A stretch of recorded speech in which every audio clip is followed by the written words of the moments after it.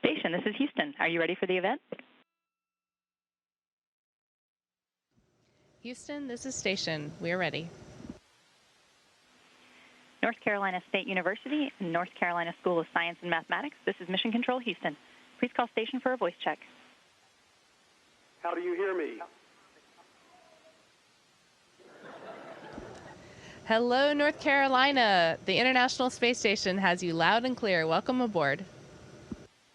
Hello. Fantastic.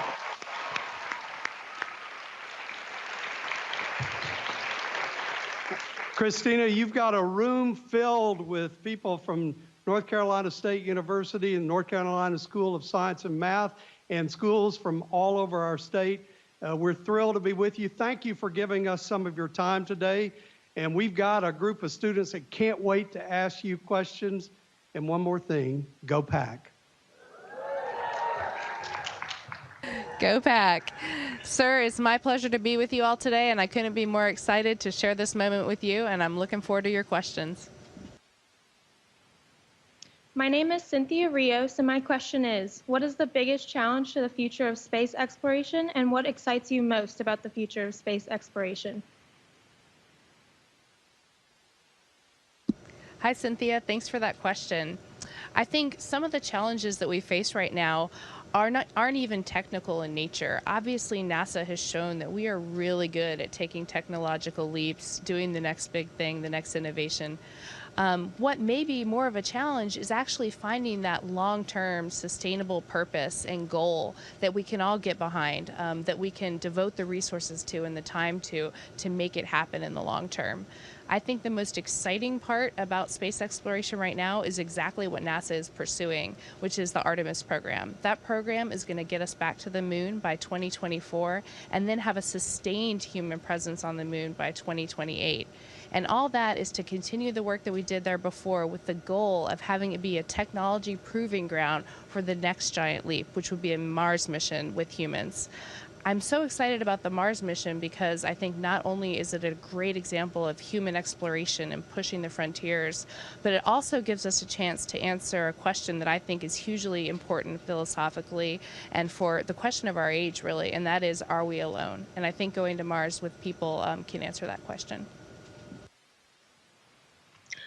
My name is Nina Louise Wayne, and my question is, several men traveled to the moon in the mid to late 20th century. How challenging is it to go back to the moon 50 years later?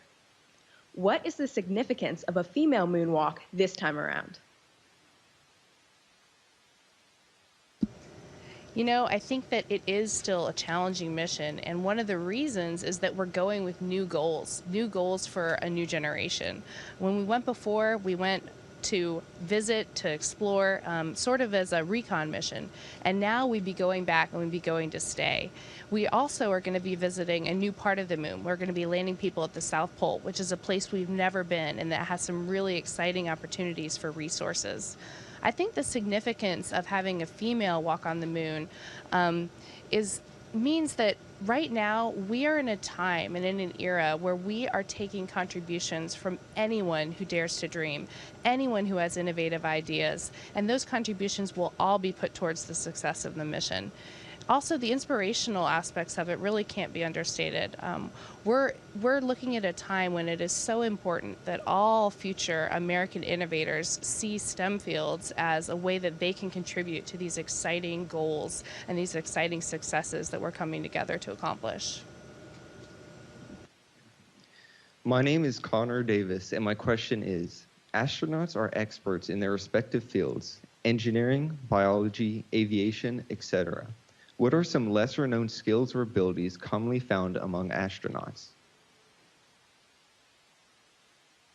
Connor, great question. I think I'll handle that question in two different ways. One is that we are expected to actually do science even outside of our field of expertise. So as you may know, I studied physics and electrical engineering there at NC State, but just this morning I participated in a biology type of experiment where I actually had to pipette microliters of biological material over 300 times. So that is definitely not something that I learned in my circuits classes. And the other interesting set of skills that astronauts have to have is what we call expeditionary behavior skills. We actually get a lot of training in things like leadership, followership, team care, self-care, group living, and other ways that we can ensure that we have a successful long-term mission. My mission, as you know, is about 11 months on board the space station. A standard mission is about 6 months. So to be able to live with other crewmates in close quarters and continue to do your best every single day takes a lot of those expeditionary skills behaviors. And that's something that NASA thinks is very important and trains us on from day one. My name is Emma Tucker, and my question is, as a woman in science and engineering who has inspired many young people like myself, which women inspired you to pursue your dreams? Thank you, Emma. Well, I think the first that come to mind are some women that I hear are in the room there with you today. My Aunt Teresa inspired me with her positive attitude and her outlook on life. My sister Denise inspired me because she's just a steadfast person who is confident and believes in herself, not to mention super smart. My mom was an inspiration. She studied biology and was a math teacher, so had those STEM fields. And then my grandmother. My grandmother is the hardest working person I know, and I think that her work ethic really rubbed off on me. Looking outside of my family, I saw inspiration actually in social movements. So, for example, one woman that comes to mind that was an inspiration to me, particularly in college, is Ella Baker. Ella Baker did a lot of work in the Raleigh area. She founded the Student Nonviolent Coordinating Committee through some of her work at Shaw University, and she was instrumental in the civil rights movement. And the fact that she spoke out at that time was just so inspiring to me. So I look around at basically any woman who was strong, that believed in themselves, and that wasn't afraid to take on their own dreams full speed ahead. Those are the types of people that really inspire me. My name is Ananya Nunna, and my question is, how do you feel time passing while in the International Space Station? How do you keep track of your time? Well, in terms of keeping track of the time, I actually have my crewmates that do a better job of that for me. It was a couple weeks ago that I had my crewmate Alexi remind me that my halfway point on my mission was coming up. Otherwise, I don't really count days. I just like to take it one day at a time and always think about the things that I have up here that I'll never have again, instead of counting down to the end. In terms of pastimes, one of my favorite pastimes actually is photography. And this is one of my favorite tools for getting that done. As you may know or may not know, I was actually a photographer for the technician when I went to NC State. And I also used to work in the darkroom at Science and Math all the time. I was famous for my my time in the darkroom there. So I continued that hobby up here, and looking out the window and taking pictures of Earth and space is one of my favorite pastimes. My name is Stepan Malkov, and my question is, how do space station astronauts from different countries and with different native languages effectively communicate with each other, especially concerning specific technical terminology and emergencies? That is a great question. From the time I started my astronaut candidate training, I started learning the Russian language. Here on board the space station, there are kind of two official languages, English and Russian. And so all the astronauts that participate, even from other countries such as Japan and the different European countries, like for example, right now we have an Italian astronaut on board, we all speak both English and Russian. I will say it's kind of funny because I learned so many technical terms in Russian that for a long time I could talk about emergency situations, valves, thermal conditions, digital control loops for navigation, no problem in Russian. And where I actually had more trouble was just having a normal conversation with someone about what they maybe did over the weekend. So luckily, after having many months on board with my Russian crewmates, I'm a little bit better at small talk as well. But we do share common languages. The Russian crew members also speak English. When we are in the Soyuz vehicle, which is the Russian spacecraft that brings us to and from the space station, Russian is the official language. When we're in the U.S. and partner sections of the space station, it can be either Russian, English. We're kind of interchangeable. My name is Emma Janes, and my question is, as someone who's lived an adventurous life, what is your thought process when dealing with fear? Yep, thank you for that question. Well, for example, feeling nervous about speaking in front of a lot of people. Luckily, right now, that's not as much of an issue since I can't see you all. But in general, when I take on different situations that might normally cause fear, I like to think about turning that fear into focus. I am a big preparer, so I prepare for different things that I'm going to experience by actually going through the mental exercise of putting myself in those situations and practicing how I'm going to react to those situations, both in my actions and things I'm going to verbalize. So I would say in aviation, we call that chair flying, and you can actually chair fly any situation. It doesn't just have to be flying a high-performance aircraft. It could be any situation you're going into that might cause you a little apprehension or nerves. And channeling that through preparation and channeling it into focus on how you can succeed in that situation has been my main way of dealing with things that would otherwise be situations with fear. My name is Maitri Vanam, and my question is, if a health emergency occurs in space, what procedures do you have in place to handle it? And do you have a protocol in place in case someone immediately needs to get back to Earth? We do have both procedures to handle it here on board and protocols for getting home quickly. So one of the ways that we prepare on board here is we do emergency drills with medical support teams talking us through the different procedures that we have. Here is our emergency medical treatment pack, and it actually contains anything we would need to deal with a trauma situation on board. We also have other packs and other different types of medical equipment. So we talk through, we have telemedicine operations and availability with surgeons on the ground that are in our mission control at almost all times. And then furthermore, we can do an urgent descent in the Soyuz vehicle if it was needed for medical reasons, and we can be down on the ground from undocking to the ground in just a few hours. My name is Jeremy Peterson, and my question is, what advice or life lesson do you wish you had known when you were an NC State student that you have since learned and applied to your life or career?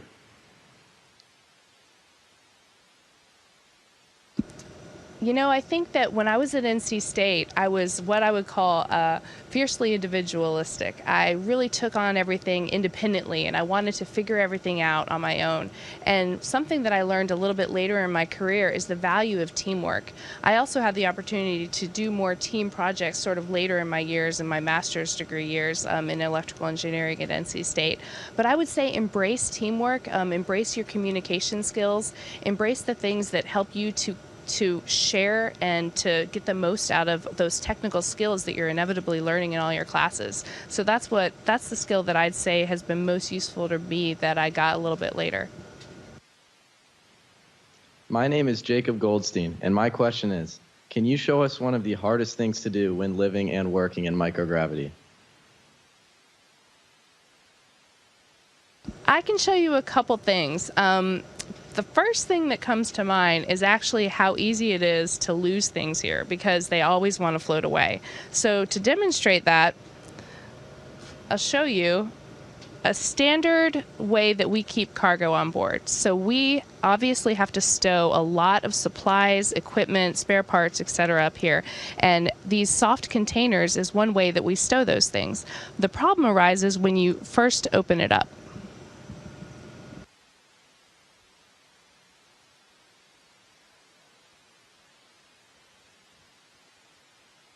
As you can see, everything wants to just fly out on its own. For example, this printed circuit board flew right out.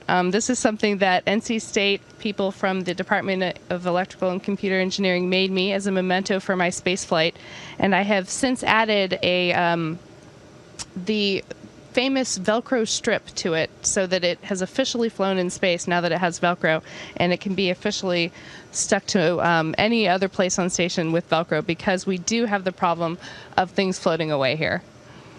And now, secondly,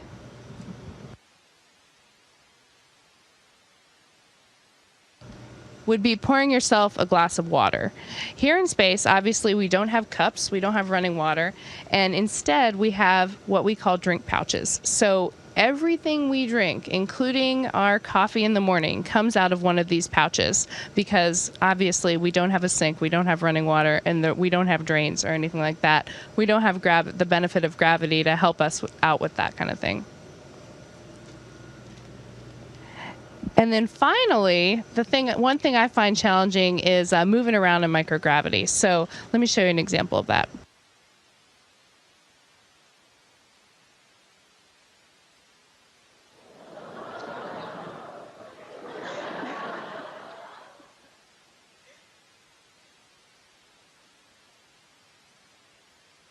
Now, I personally like bouncing around station like that. We have stowage everywhere on the ceiling and the floor, so it's easy to get around. In fact, my bedroom on station is actually in the ceiling, and I just bounce up when I need to go in there. So there's a lot of both pluses and minuses to microgravity, and like any place, you learn to live with the different challenges that you have in front of you.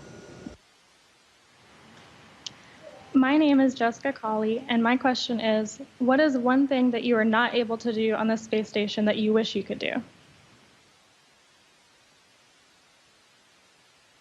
You know, day to day, I don't necessarily have a lot of things that I miss because, like I said, I just try and focus on the things that I have here that I won't ever have again.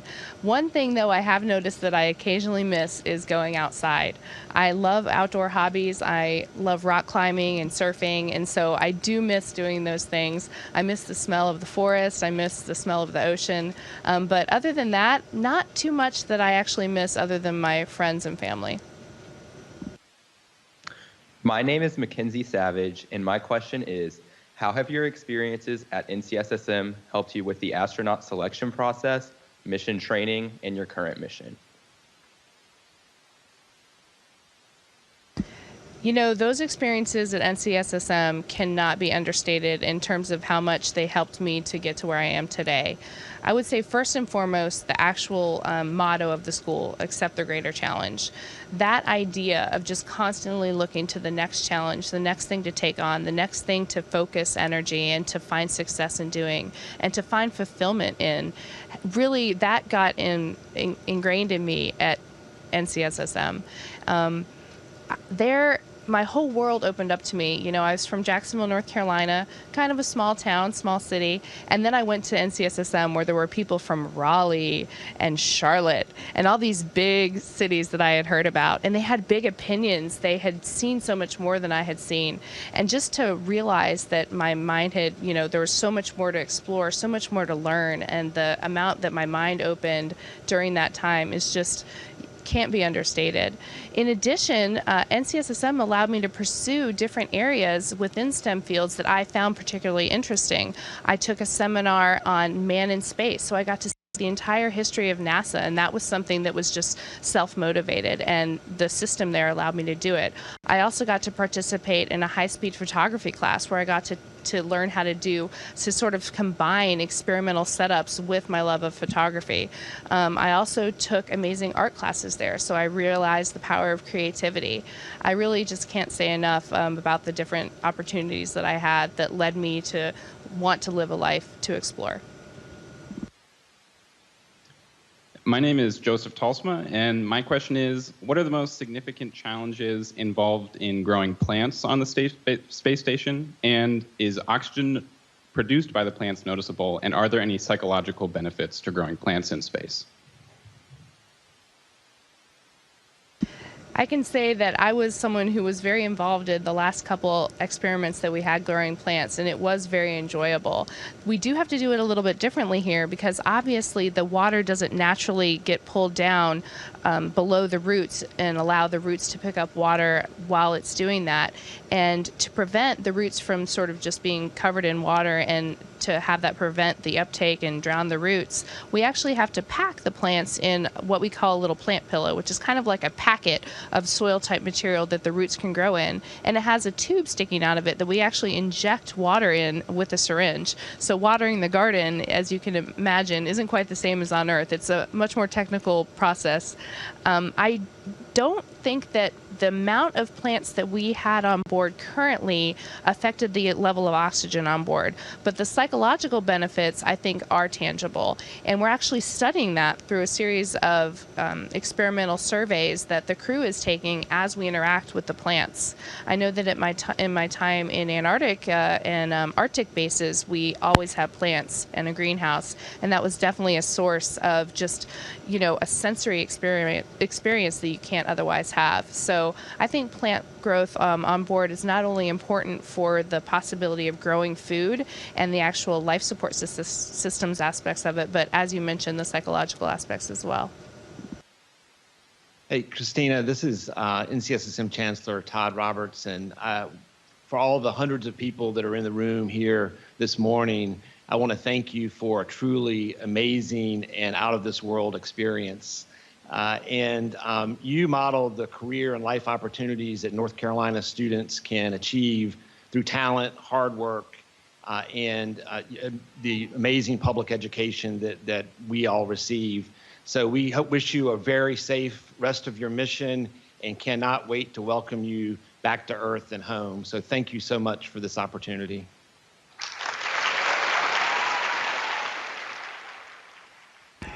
And sir, thank you for this opportunity. It has certainly been my honor to be a part of it and to hopefully inspire people. I know that when I look down on North Carolina, it inspires me up here. So thank you. Station, this is Houston ACR. That concludes the event. Thank you to all participants from North Carolina State University and North Carolina School of Science and Mathematics. Station, we are now resuming operational audio communications.